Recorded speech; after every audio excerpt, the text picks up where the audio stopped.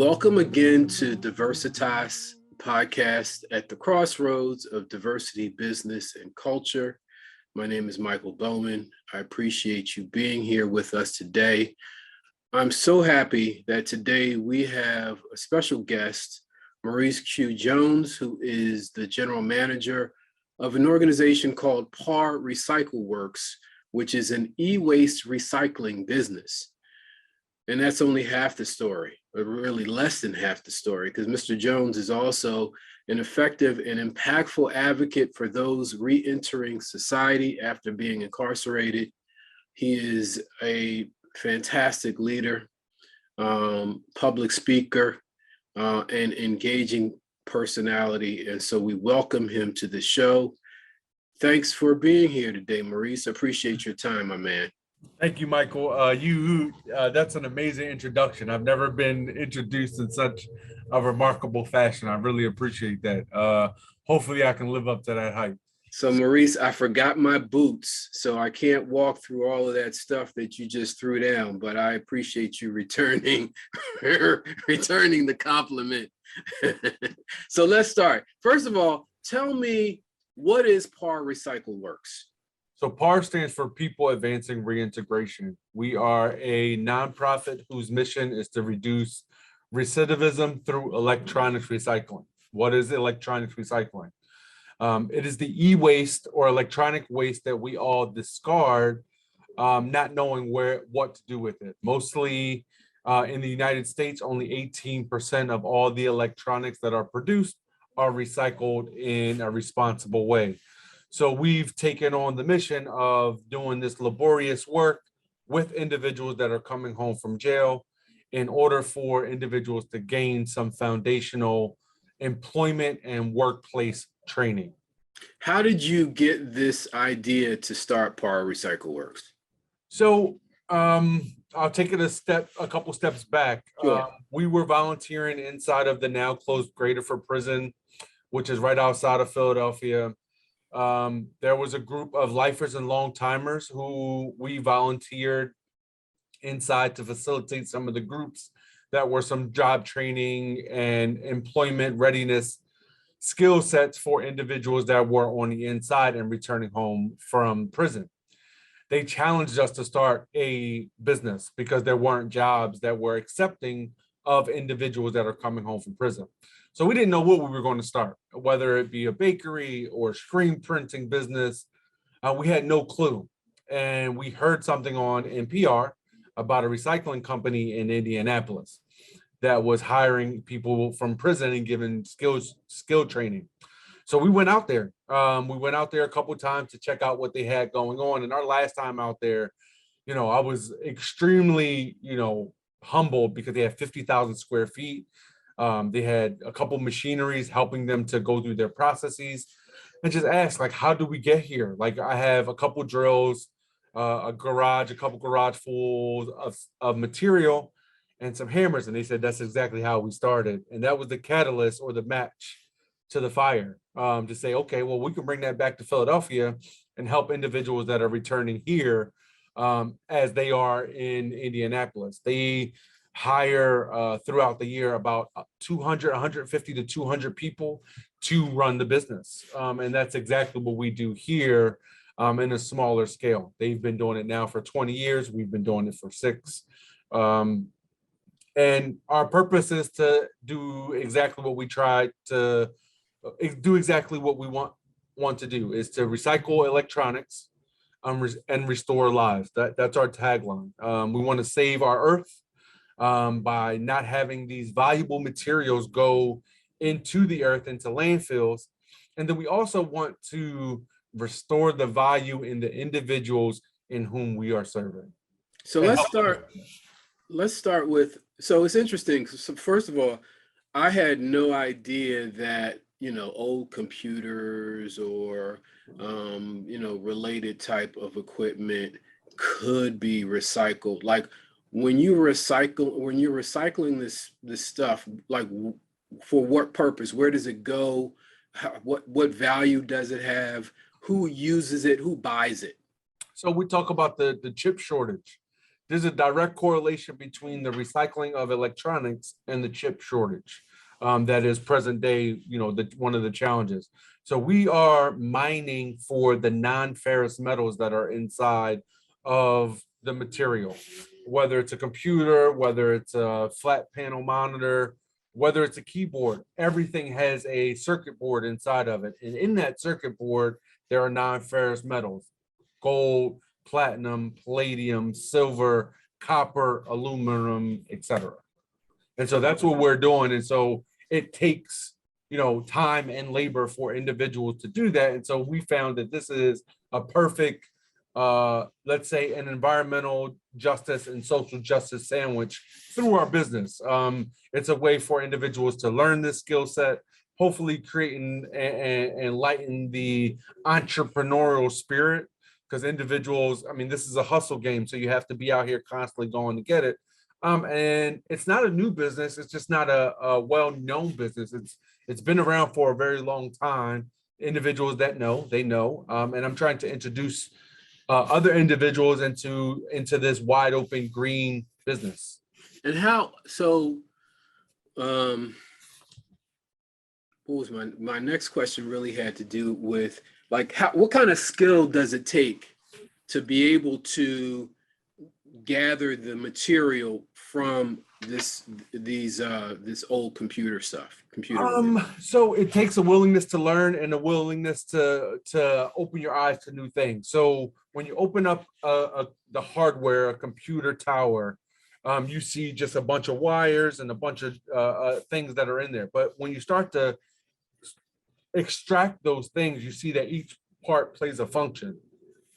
And that's the same when you approach a traditional employer. We are an employer, a non-traditional employer.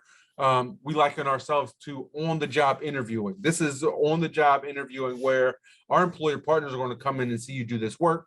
They're going to gauge your attitude and how you approach your work, and they're going to see how you work. They're going to just take a step back and see how you work and say, yeah, I choose you. So it doesn't take big brain, like you don't need a big brain to do this. You don't need a PhD to do this type of work. And, it's relatively safe to do the work. There aren't, gases and metals that are being passed through in our facility that happens elsewhere. So it's relatively safe, but the skills that individuals are gaining are timeliness, accountability, being productive, having a good attitude, doing a little more, positive body language. Those type of things are learned through the culture that is built here. Why? Because I understand, and there's an understanding that the traditional employer wants you to already have these skill sets when you are coming into their place of business. And so when you have these skill sets and you're ready to go for that employer, you're going to produce for them because you're already ready. And then you have an opportunity to advance. Because it's not about just staying in one space and being complacent. It's about having growth. And it's an acronym that I have for our individuals that we serve. It's called GROW. Grow in relationships outside the walls. And it's very, very simple and very, very basic, but it takes work to do that. And approaching work is like a relationship. Mm-hmm. They don't know you, you don't know them, but you're going to get to know them, and they're going to get to learn to know you too. And you want that relationship to be positive. How do you identify the participants for your program? They identify us. Most have challenges finding other work. If not obtaining it, it's about more maintaining it. So there are other barriers and challenges that individuals are facing, whether it's housing insecurity, food insecurity, etc. So they're having these other challenges, and that's why they couldn't keep or maintain the other employment. So then they'll come to us, and we're able to assist them through those barriers, so they will be able to go back to the traditional employer without those barriers that are hindering them. So they find us through, we do job fairs at the state correctional institutions, at the federal level. We also do job fairs inside of the county prison right here on State Road. Individuals will find out about us through word of mouth. Their parents may read an article in the Inquirer or on a radio station or on TV. They might see an article and then they'll reach out to us. And we'll go into religious institutions because we know that's where individuals will turn to mostly when they are looking for a home. Right. So tell the audience a little bit about your background before Par Recycle Works. Like, how did you get here? How did I get here? So I grew up in Germantown, which is a place in Philadelphia, not too far from here. Was in a foster home for majority of my adolescence up until I was about 16, and then ventured out on my own. I graduated from a Mennonite high school in Upper Montgomery County, Christopher Dock, which is now called Dock Academy. And from there, I went into the Navy, and that was where I got a real firm understanding that the world is a lot bigger than the few square miles that exist here within the city limits of Philadelphia. But I didn't have very much support once I got out of the military, came home from the military, and I got locked up. I decided that I was going to go out here and get some money the wrong way. And I got locked up almost immediately when I decided that's what I was going to do. And within that, being adjudicated, the judge told me, "You were in the military, you know better." It kind of like laid the hammer down on me. I served 6 years, 6.5 to 12 years in prison. And when I came home from prison in 2011, there wasn't a lot of help for individuals that had that demographic of being incarcerated and then returning. We were given a list of employers that would hire us or were re-entry friendly, and then going through that list, individuals would find that those employers are no longer hiring, or and it just becomes a circle. So people will get frustrated. But I saw through that. I was working probably 2 full jobs, a part-time job, and going to school, and then I dedicated myself full time to school and got some degrees under my belt, and then decided, hey, we really need to do something for individuals that are coming home. With serving with those guys on the inside, volunteering with those individuals that weren't coming home, I just needed a place for people to be comfortable. Inside prison, there's a community that is built. And there's a culture shock that people don't talk about being ripped away from that community. And then parole, one of the stipulations of parole is that you can't talk to other parolees or individuals you were incarcerated with. And that's intentional because they want the community to be ripped apart. And when I say they, I mean whomever has built the carceral system and whoever's in charge of continuing the carceral system are in charge of this process of being ripped away from that community. If I could stop you there, because people don't really, when people think about those who have to go in and what they experience inside, I don't think before I've met you, I don't think that I've ever heard the word community. So can you kind of expand on that? Like when you say that you become a part of a community, like what does that mean? Put some definition to that. Let me give you some context. I'm just thinking about a family. Like when you're in close proximity, growing up with your family, or the family that, or the people that you call family, it's a close proximity. And it's the same when you are taken from, your place of residence and move to another place of residence. We collectively, those that are inside, we help each other move through these times and processes of being in these 4 walls. Just because we are in those 4 walls, we don't have to first, take on the names that people will call individuals that go away, whether they be monsters, felons, convicts, whatever the case may be, or monsters, whatever the case may be. But individuals, there's an understanding that I have that everybody that has breath can change. And how do you expect people to change if you aren't given the tools? How do you get the tools? You got to get the tools from the people that are around you, that have a little bit more experience. The same as you would, when in your career, there are career criminals that will go away and not give themselves a chance. Because when you go away, it's giving yourself a chance to step away from the days and times of what's going on out here in the free world. You have a chance to step away and work on yourself, which they don't tell you to do. Nobody tells you to do that when you go away. You're left to fend for yourself. But you have to take this opportunity to go away, work on yourself, and come back better than you were. Because that's what rehabilitation is. And that's what prisons are supposed to be. They're supposed to be a rehabilitation of people. But they fooled us into believing that that's what goes on behind those walls in rural Pennsylvania, specifically. Nope, you go there, you have some guards that are there, and they're your babysitters.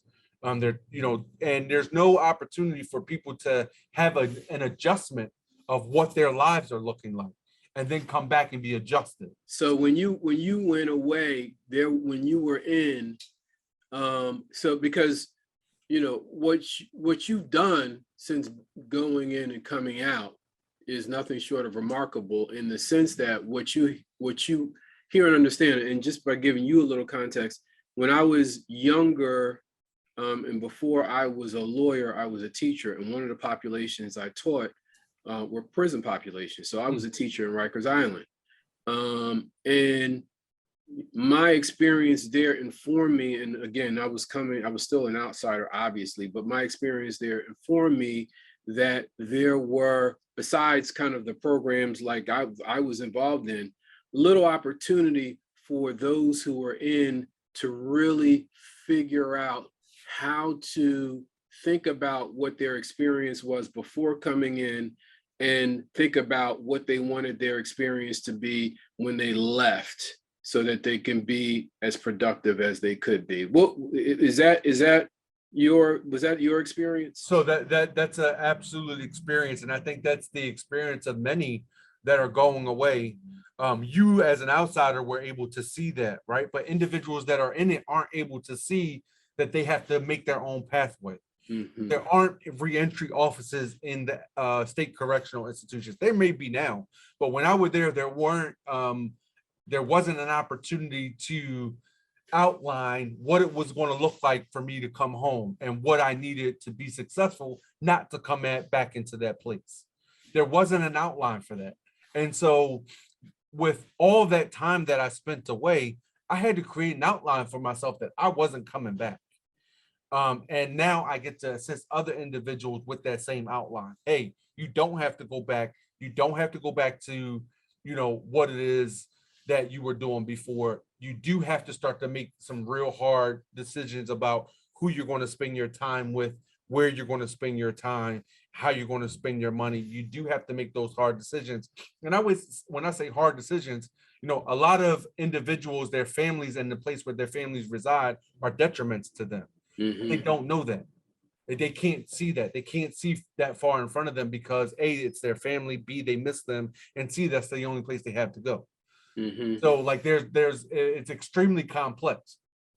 But we could talk about the carceral system in totality, right? Where we have to really have to talk about how it started and where it started from. This was an opportunity for, when slavery ended, this was an opportunity for individuals still to be subbed to the minority, to the majority. Right. So this is how the carceral system began. And until we address how it began, we will never be able to make the leap to reformation. Right. Because reformation would necessarily. So first of all, it seems to me, based upon what you're saying, because one of the things that I was thinking as you were talking, the word that came to my mind was humanity, right? And there is, to me, the perception that when people go in, they kind of check their humanity at the door, or the way, and more importantly, the way they're perceived is not as part of the human family. It's something different than that. and in the culture that they enter into when they go in is a reflection of that perception. Is that at all accurate? That's absolutely accurate, because they are, I mean, they're subset people. You talk about inmate, convict, felon. These are words to describe the other, and to make, correct. And people will, in their mind, after spending 20, 30, 40 years in, will refer to themselves as inmates. This is not who you are. This is right. Not, this is not how you should identify yourself. This is not what defines you. Absolutely not. Right. That's a moment in time. No matter how much time it was a moment in time. The public, the general public, does not know that one is not complete, that humanity that you talked about being checked at the door is not completely given back to that person once they're released. Mm-hmm. That has to be worked for. Mm-hmm. That has to, I mean, even myself, having a felony on my record, I'm still not restored, even though I started a business that helped other individuals. And, I have a family, how are you not restored? I can't own a gun. My Second Amendment right has not been restored. So we talk about the Second Amendment, and, I don't want to go off on that tangent, but right. How am I not restored to being whole? Right. Is my life, because the Second Amendment is about safety and safety of our families, right? So because I have a felony, does that make my family less the right to be safe? Or I don't know how to say it. I think what you're saying is, does my family have less of a right to be safe because I have a felony on my record? I don't think so. I don't believe so. And I think there's a distinct reason why individuals are given a felony for a lifetime, because they don't want individuals to own guns. Mm-hmm. I understand if people are are violating the rights of others with guns, but what if you just want to, bear arms to protect your family? Like, that's the core of the Second Amendment. And so, is there any other way that you people can't vote, have not been restored? People can't vote. I mean, I can, but people can't vote. But in the state of Pennsylvania, I can't get a dealer's license. I can't get a barber's license. I can't get a license to practice nursing, which is one of the reasons why I went into this business, because I went to school. And the school that I went to, which I'm not going to say, if you want to look me up on LinkedIn and see what school I went to. I've looked it up. I know it's. But the school I went to, I got a degree where I thought I could be a nurse, and then they turned me down because of my record. So, like, I can't be a nurse. And think about this. I came home in 2011. I went to school in 2012. I graduated in 2015. I would have been a nurse before the pandemic. And think about how many other individuals that would have had that pathway pre-pandemic. And you went and got another degree after that because you couldn't because you couldn't become a nurse. Yeah. So I went and got another degree in business. But, like, it kind of is what it is in that sense. But the things led me to where I am now. But you talk about not being restored. This is the way to not be restored. You're going to cut me out of a whole business. I can't be a car salesman. I can't run my own business because of that. I can't be a notary. Right. Which would impact, the car business. Right. Like, come on. I can't get my PA emissions and licensing license because they say so. And what's interesting about that, and I'm glad you brought that to light, because you came out and it was, you probably could attribute it to a lot of things, your elementary, high school education, the fact that you went into the Navy. Like, you came out with a certain level of skill that allowed you then to go back to college to get a couple of degrees, et cetera, et cetera. So I don't want to assume, but I'm going to ask the question. Are you the exception, or are there many others? Are you the exception or are you the rule in terms of the possibilities for folks who are returning home? I don't think I'm an anomaly. I've met other individuals that I was in jail with who are doing, big things. starting their own businesses, catering businesses, or setting up there are other businesses, people that are starting up water ice, like has a water ice company or whatever. So Right. I don't think I'm an anomaly. I am singular in the way that I serve. In this way, with the population that we serve solely, because we only hire individuals that are coming home from prison. And I say hire, but when I say hire, I want people to see train. We are paying people to train, right, to be better. And there's nobody that looks like me that's in electronics recycling on the East Coast, which is distinct, and there's a reason for that. I mean, I said this was an underground business for a long time, and there's a reason why it was underground. People were scared to jump in it, and other people that were in it, they didn't want people like me in it. That's just straight like that. I mean, there's not even a way to another way to talk about it. right. One of my largest competitors, and you can see who the largest electronics recycler is in Pennsylvania or in Philadelphia area. He told me it would never work. Thank you. You know who you are. He told me it would never work. And I love when people tell me no. Because I went to him and asked for help. Like, how do you begin?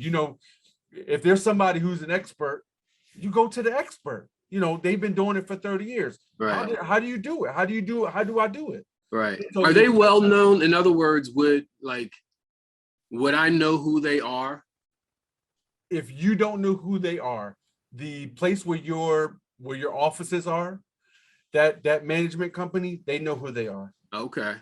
Like, you wouldn't know them off like, hey, I know. I got it. Right. But the people that need to know them, they know right. them. Right. And my objective is to make sure that my name is as well known as theirs, if not more. Like making sure that PAR is a long-standing name in this electronic recycling world.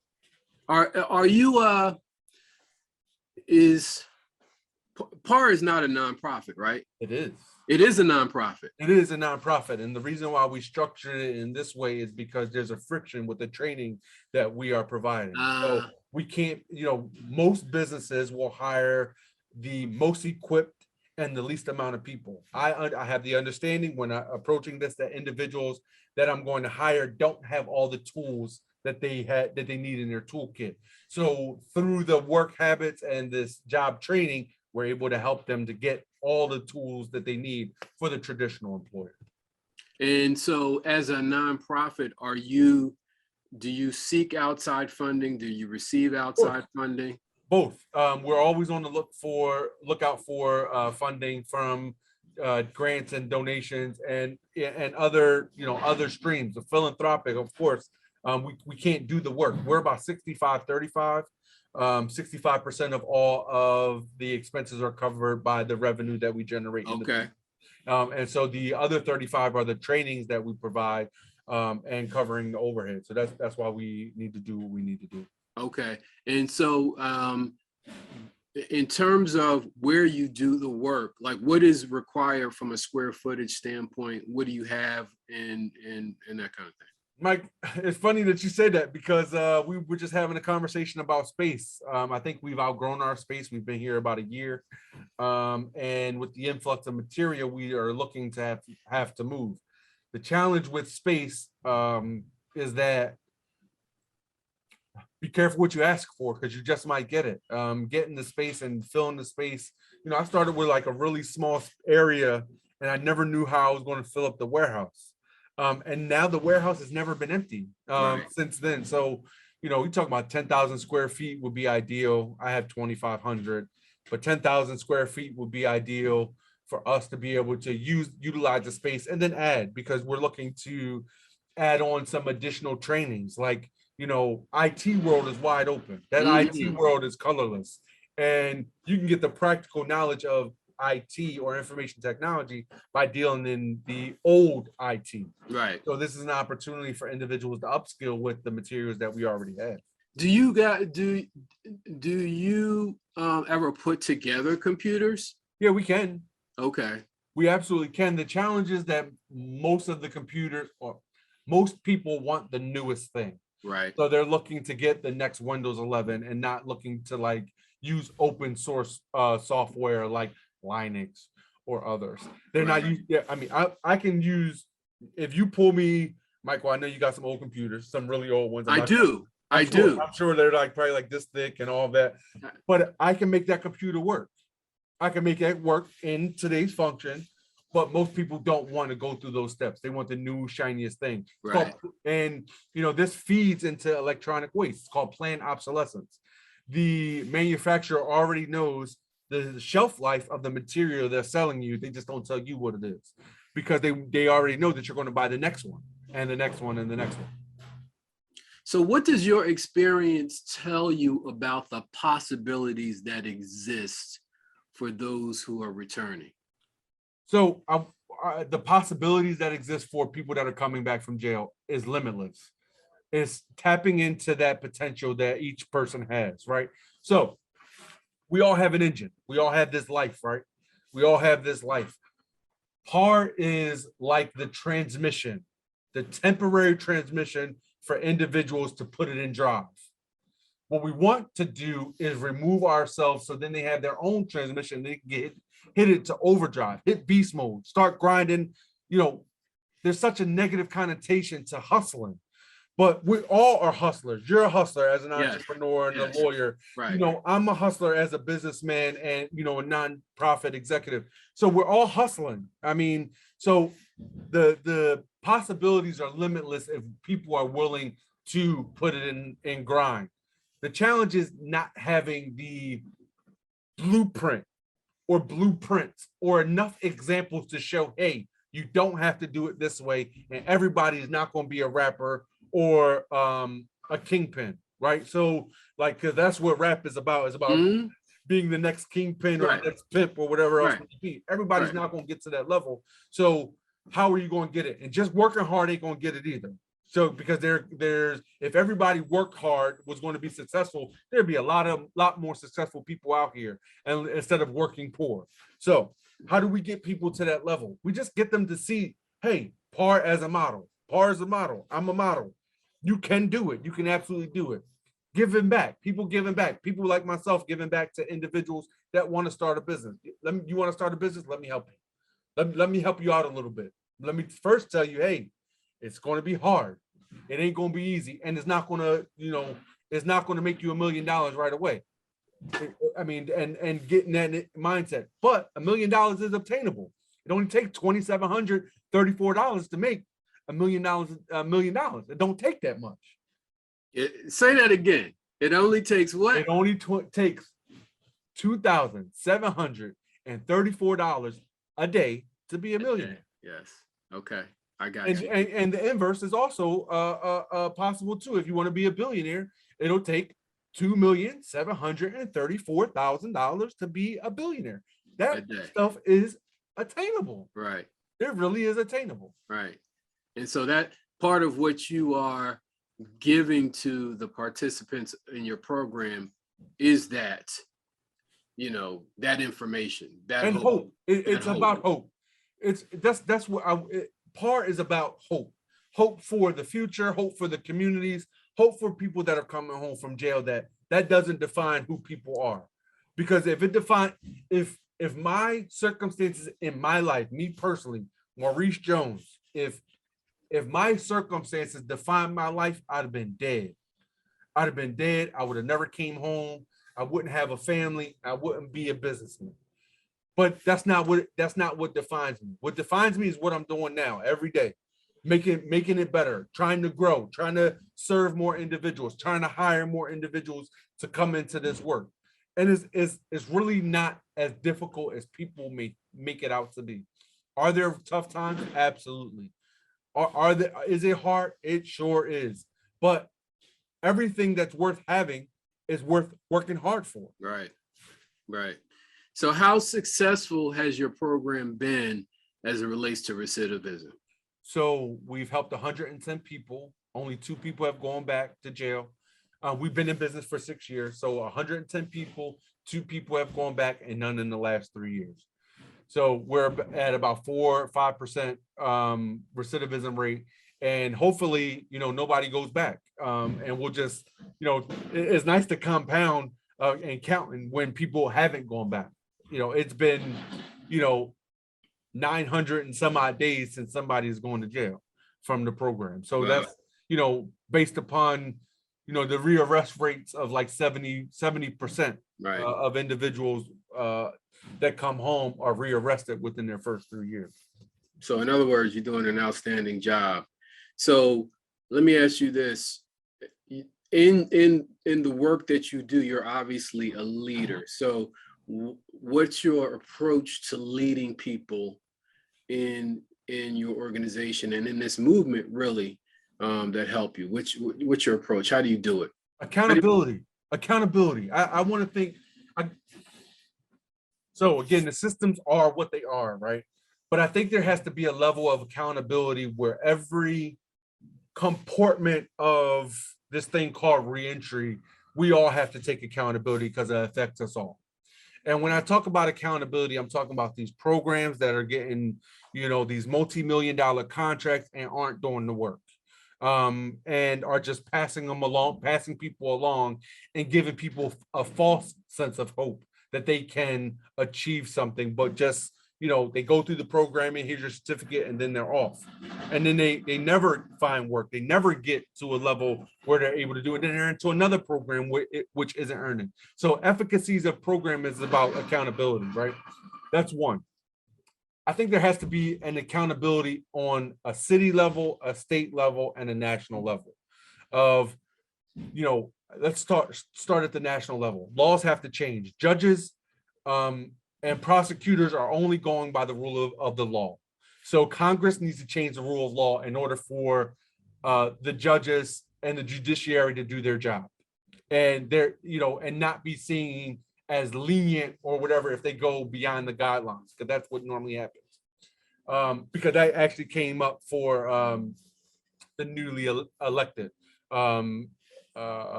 judge. Right. About her not going through those guidelines. So that are you talking about? You mean the Supreme Court justice? Absolutely. Right. So she was questioned about her being lenient and going outside the guidelines. Right. Which judges are allowed to do on the federal level. Absolutely. Right. But on a state level, that's another way to change it. On a city level, reentry can't be under the city of Philadelphia or under the prison department. There are two different candlesticks that are burning on both ends. PDP is for, they people that are committing crimes and being incarcerated, and reentry is about assisting them to, go on a different pathway. They have to be separated. There has to be a separate but equal. And then again, accountability within individuals to change their biases. We all have biases. We hear convict, we see felon, immediately we're triggered to think that it means X, Y, or Z. But there has to be some accountability for all of us to acknowledge that we have these biases and, move from it. I mean, we have to fly the plane and put it together at the same time. Because that's what it is. We can't be lawless. We can't have complete, reformation unless we start really looking at how we got here. Right. So what's next for you in PAR Recycle? What are your goals for the next year, the next 5 years? It's funny you say that, Michael. I'm thinking about, what place do I play in this reentry world in Philadelphia, right? I'm thinking about, going at this next administration for a commission of reentry. What part could I play there? Now, I'm not a politician and I don't want to be a politician. No, you do not. No, I don't. And however, but I do see a place where someone with experience can be in a role like that and have legitimacy. Right. Whereas that's not what we've seen in politics. Right. In my lifetime. Right. So I see something like that. I see, pushing and setting marks in this reentry world, and making some real noise in reentry where people that have been written off can do great things. And I'm proof, man. I get to live this dream every day. This is living a dream. I never thought that I would be in a place that I'm running a full scale. I'm running two distinct full. Yeah, I was going to ask you that because I think the audience should know that this is not all you do. So why don't you tell us, to the extent that you want to, what else do you do? What other things are you into right now? So I have a full-scale transportation company where I have some contracts with Target and Walmart and Amazon. I have a full-scale towing company. So we do tows for Amazon and for a couple other companies, towing and transportation for those companies. I do towing for some of the dealerships that are here local in Philadelphia and surrounding. And I buy and sell houses, man. That's the way to be. So people say you can't do it. I laugh because it's only when people tell you they can't do something, it's only because that's where their limitations are. And that's the biggest thing. So when people tell me, hey, no, you can't, or no, do you have time? Now I do all of these things and I still have time for my family. I have 5 kids under the age of 18 at home, ranging from ages 16 to 20 months. So like you can do these things and you can have a healthy balance. And it's not unattainable. But I also believe that when someone tells you that it can't be done, just treat them like the hand that crushes the flower. When you open your hand, there's still the scent of the beautiful flower. So it's an opportunity for people to see what you really can do, no matter what they think that you can do or not. All right, so I got a series of questions for you. These are rapid fire questions. Questions I did not give to you. These are questions that really give the audience an indication about you, other than what you've given us. You would do that. Hey man, look, I got to do what I got to do. Okay, go ahead. So give me one word that describes you. Fierce. All right, I love that. What's the best piece of advice you ever received? Slow down. Okay, I like that too. So slow down and get your house in order. Yeah. What's a talent that you have that most people don't know about? Really quiet. That's a talent. I'm really quiet. I'm really good at listening. Okay. What would you describe as your biggest success? Building my family. Okay.